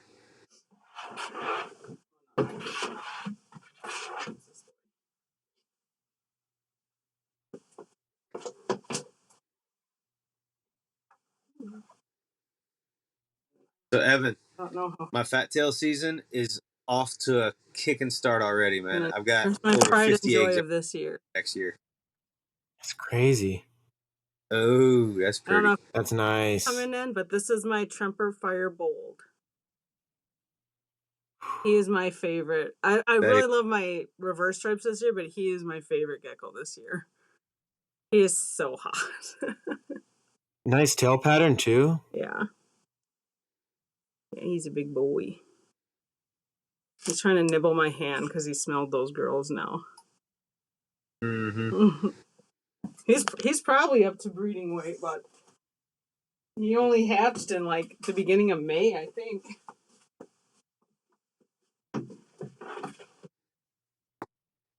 Very, very nice. Yeah. So what else we going to talk about, Evan? On your list? I just kind of want to, I guess, to wrap us up, even when it comes to making sure you're on the right path of stuff. I know we talked about anywhere from like getting geckos on the right weight, right? How to sell geckos, how to ship them out, what platform even to ship them out, and then I think the last thing I think we got to talk about is just making sure to get the right geckos and clean genetics when it comes to completing, I guess, everything when it comes to being a breeder. When it comes to clean genetics, so I think with clean genetics, what do you guys look for getting the right genetics to get into your projects, but then also just making sure they're clean. So when they're going to a customer, you're making sure that you're trying to do the best to make sure what's in that gecko is actually what you're selling them. Well, I think you hear the same thing repeated from most breeders that have been doing it for any length of time, and that's that I'll only buy geckos from a handful of people. And almost everybody says that same exact thing. Okay. But then there lies the problem of how does somebody that's new gain a reputation? How do you get to that point of being one of those people that those breeders are, one of the few people that they're going to buy from? And I think that goes back to just it's a full circle kind of thing. Whenever you first get in, if you source your geckos from reputable people, then you're going to be that much more reputable out of the gate. In other words, if I have somebody that is new, that I'm just getting to know, that I know is just a couple years on the scene, the first thing I'm going to ask anyone is, where'd your animals come from? Where'd your breeders come from? And if they can't tell me that answer, or if I don't like that answer, then that's a factor that's going to eliminate that stock from coming into my collection. And that's just kind of the simple long and short of it. Is it doesn't matter how long you've been in the game. It doesn't matter how long you've been breeding and selling geckos. It matters where your animals came from and where their parents came from and where their grandparents came from. And if you can trace that lineage and have those sources available, and they be legit sources that people can check up on and reach out to somebody and, hey, this guy got geckos from you, right? Yep, he sure did. All right, cool. I just want to make sure that these are your line that I'm buying, that kind of thing. You can get 100% my lineage from several different people that have only been breeding for a few years, because they got groups from me and they went and produced animals from me, and they're having great success with the animals they're producing. And if you reach out to them, they can tell you exactly what lines of my stuff they're working with, even though they've only been doing it a few years. That's a good example of sourcing things properly and having that lineage to fall back on. Because then if somebody reaches out to me and says, hey, so and so got said they got these geckos from you, I'm just verifying, then it's easy for me to say, yep, she or he got those geckos from me. This is where I got the grandparents of those geckos from, and then there you have the whole trail all the way up to the original source. And that's really key right there in my eyes. Yeah. And Seth, when it comes to having that reputable, like getting that reputation, gaining that reputation, also making sure you have clean genetics based on who you're buying from, how do you think that plays into to people's pricing? Well, it should play 100% into their pricing. If you're working with good genetics and good lineage, then you should honor that lineage and genetics by being in the ballpark at least of what that breeder that you got those geckos from is working with those lines. Perfect example is me and Heidi's Bold Stripes. Very similar lines. We actually have crossed our lines very, very closely a couple times. And we have a price range for those animals.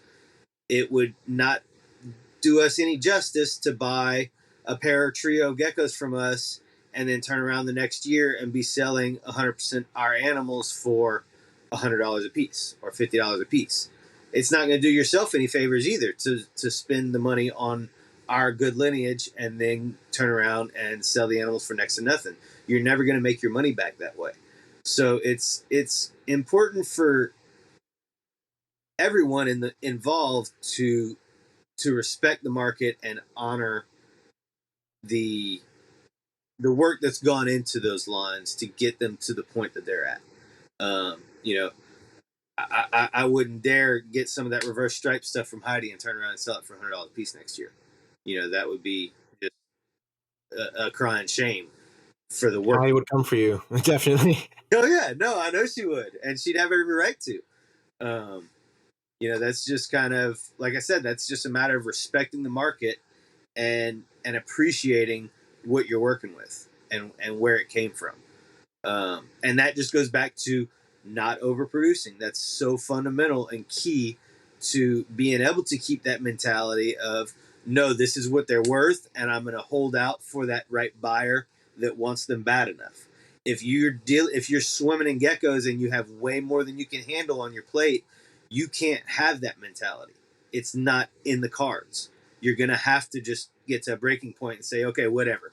I'll sell all these 30 geckos for $30 a piece. I just need them out of my room. You know, you didn't do yourself any favor. It cost you more to raise each one of those geckos than $30. So it's just kind of a big picture, full circle kind of thing in my eyes, of sourcing them from the right places, respecting those people that you get them from, and just kind of respecting the market as a whole. Yeah. You don't want to have that desperate mentality when you're scrambling to get rid of geckos and you have too many geckos kind of thing, which is always important. Start small, grow slowly. Oh, is that the Zulu one? It's hanging in there. Does it look like it's going to break up? Nice. She's done, huh? Oh, we lost her again. She gone again. She's down there in the basement now. I think it's probably her service now. Yeah. Wait for her to pop back in. That killer gecko broke the camera.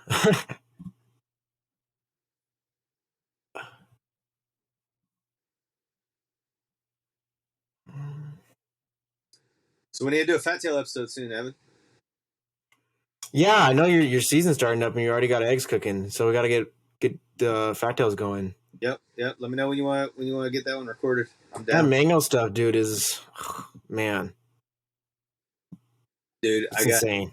so many projects cooking next year, man. I literally have everything in the works now, Evan.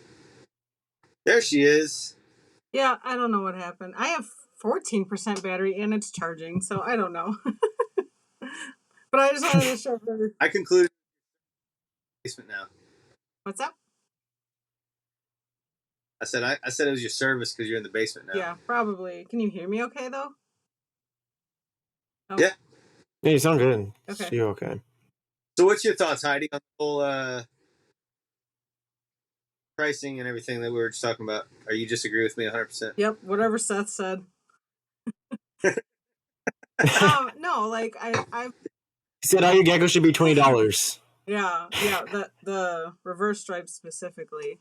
But no, I've said it before. Like Yeah. I've got a lot of breeder friends, and some that have only been breeding a year or two, and they're like doing great work and have nice stuff. Some of maybe from me or not, but and I'll refer people to them. But I'm just not buying from them personally because my projects have come so far and are going a certain direction that it's not really worth it for that project to take on something like that. As far as like if I need outcrossing, I have to go with something already at that level or even maybe a bit better, a step above. This way I'm not backtracking too much with the outcrossing that I need to do. But with that said, if they have something totally different that I don't even work with, I wouldn't be opposed to taking something on from them. But and then with pricing too, like newer people, or if it's the first season, like even if you got all of your geckos from Seth, you can't price them exactly the same because nobody knows who you are, but your geckos will sell likely because of your lineage. So you still want to be in that, that same kind of market. So they might be a little bit less than what we would charge for our bold stripes, or what, with his white and yellow bell stuff or whatever. Like, you can't just go on Morph Market and be like, well, this is what people are charging, so that's what I'm going to put, because the prices are all over the place. But with a few select projects, you can see a lot of people are kind of revolving around that same price range, and so that's kind of where you want to be. You don't want to ever be the lowest person on there, but you can't expect to price the highest either. Yeah. And I think once you get more experience into that and seeing how people, and also just asking like, hey, Heidi, Seth, what do you guys think about this price, and throwing it on there? I think that's another great thing about having breeder friends. You could always go back and forth on prices, and sometimes you're like, hey, I think that gecko could sell for a little bit more. Or, hey, it might be smart to bump it down a little bit, and maybe for the next batch of babies if you want to increase it. So I think it's always good to just keep the market in mind. Yeah, if the availability is low, you can sometimes price a little bit higher, but yeah, we bounce pricing off each other a lot, especially with like the gem stuff, because there's not a lot of it out there, and sometimes there'll be like one or two females available, and they'll be mine or Seth's. So when we have one we're gonna list, it's like, hey, like what are we doing them at this year, type of thing. Or like, well, I sold one a couple months ago at this, so you could start there, kind of bounce it off that way.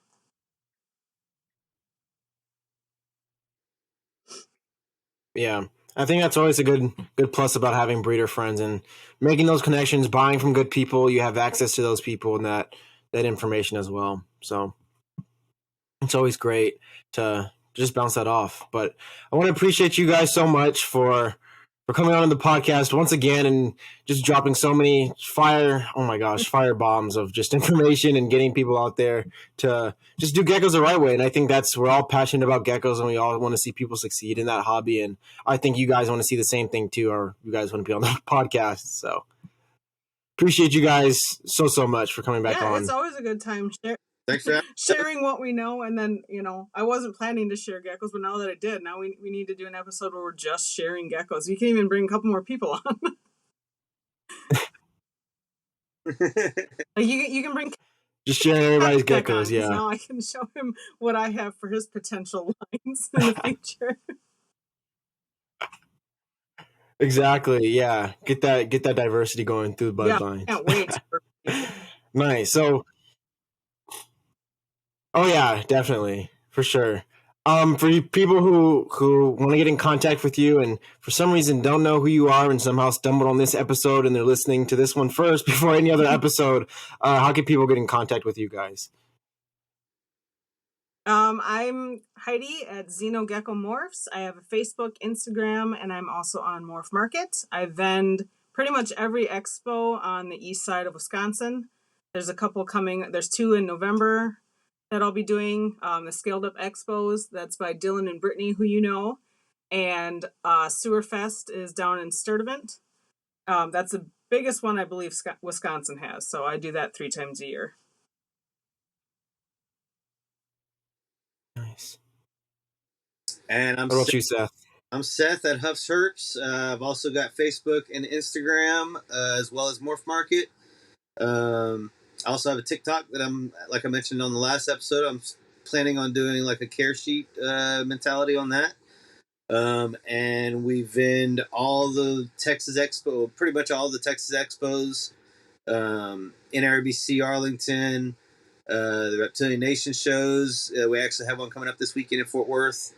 And then we have our local shows, our Lone Star Reptile Expos and Texas Reptile Expos and Herps. So I guess we got 5 different circuits that we peak in here and there in our Texas market. So yeah, you can catch us at pretty much any of the Texas Expos and online. HuffsHerps@yahoo.com is our email. And feel free to reach out with any questions about anything. I'm always happy to talk shop. Same. Sweet. So again, appreciate you guys for coming onto the podcast. Of course, Heidi too. And yeah, it's not going to be the last time you guys will be on. So thanks again. Later, Evan. Thanks for having us. All right. See you guys. And that's going to wrap us up for this episode of the podcast. Thanks, Heidi and Seth, again for coming on and just doing a 2-part roundtable series, which we've never done before on the podcast. As you guys know, at the end of each and every episode, I do my one big thing. And for this episode, I really just want to just cover a lot that we talked about. I want to cover a lot for my one big thing. We talked about shipping. We talked about breeding, selling geckos, price points. We covered a lot. But I think we really just nailed down on shipping. And for me, my one big thing is cryopacks. People are probably laughing at me, but cryopacks are such an amazing piece of technology that we include in our shipping packages for geckos and just reptile species of all types. It's really cool to see just the technology behind that and what cryopacks just really do in terms of shipping and really just regulating that temperature. It's something that isn't used too often or not used a lot during people who are just getting into shipping. They really don't know what it is or how it works. But as Seth mentioned before, and even Heidi talked about a lot, that cryopacks are really essential, especially for different temperature ranges. If you're living in the Midwest like I do and you're shipping out of really cold temperatures and getting over to really warm temperatures, or if you're living in the South like Seth and you're going from hot to cold, it's really important to keep those cryopacks to make sure that temperatures are just regulated, along with heat packs or just a cryopack in itself could really just do a lot in terms of regulating temperature. And you want to make sure you keep your geckos a little bit colder than you normally would. And a lot of people think you want to go higher, but that's not really the case. So make sure, if you haven't already, looked into cryopacks, make sure to look into good breeders, good suppliers who offer cryopacks, and then also look at those breeders who are going ahead and shipping, and look how they package their stuff and look how they put their cryopacks into packages and where they put it. It's super important and something I recommend looking into, and that's going to be my one big thing for the podcast. Again, I want to thank everybody for listening to the podcast and joining us as always. If you haven't already, make sure to rate our podcast, subscribe our podcast, and give it a like on YouTube. Make sure to check it out on all the podcast platforms, Spotify, Apple Music, Google Music as well. Also, again, on YouTube if you're watching the video and the audio version of this podcast. Thanks for joining us again for the podcast. My name is Evan Woldridge, the host of this podcast. Make sure to continue to grow in knowledge and share the strength.